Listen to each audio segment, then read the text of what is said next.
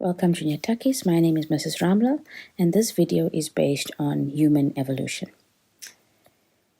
This video deals with many aspects of human evolution. The first thing is a definition of a phylogenetic tree.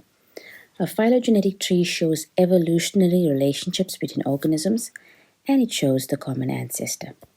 Right, here I have a phylogenetic tree. At the end of the tree is the common ancestor. The longest line indicates the organism that evolved first, and the shortest line, the organism that evolved last. If you look at this phylogenetic tree, it shows us that African apes and hominids have a common ancestor, and they share a more recent common ancestor. Right. What similarities do humans and African apes have in common? Firstly, they have a large cranium, binocular vision, eyes with cones, reduced sense of smell, upright posture, freely rotating upper arms, elbows rotated 180, flat nails, opposable thumbs. Fewer offspring and sexual dimorphism. Sexual dimorphism means that the males and the females are physically different from each other. Now, let's look at the differences. We look at the position of the foramen magnum. With apes, their foramen magnum is more in a backward position, and that is to allow for the attachment of a horizontal vertebral column, which allowed for attachment of forelimbs, and that made the organism quadrupedal. Then, for humans, the foramen magnum is in a more forward position.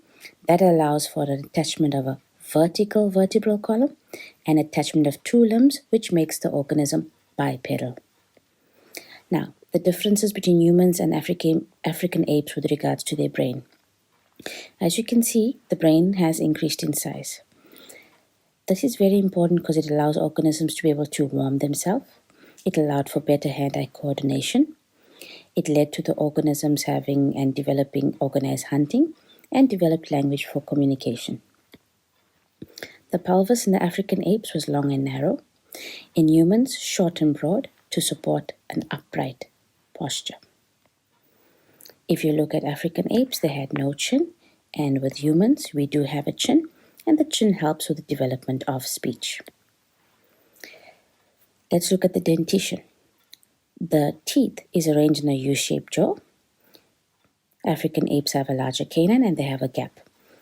They have larger canines because they eat tough fibrous roots and hard seeds, so they needed the strength to be able to chew that food, and the gap allowed them to close their mouth while they were chewing. Humans have their teeth arranged in a general C-shaped jaw or C-shaped curve, and we have smaller canines because we eat soft cooked refined processed food, and we don't have a gap because we can close our mouth while we are chewing.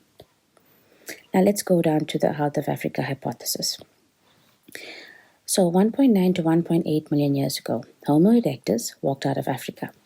Now in the northern hemisphere, it was the Ice Age, which affected the southern hemisphere. There was competition for food, there was less food, and so Homo erectus decided to move and walk out of Africa. Then, 80 to 90,000 years later, Homo sapiens walked out of Africa, and Homo sapiens outcompeted Homo erectus and replaced Homo erectus. This is the Out of Africa hypothesis. Thank you for watching this video on human evolution. Join me and watch all my other videos as well.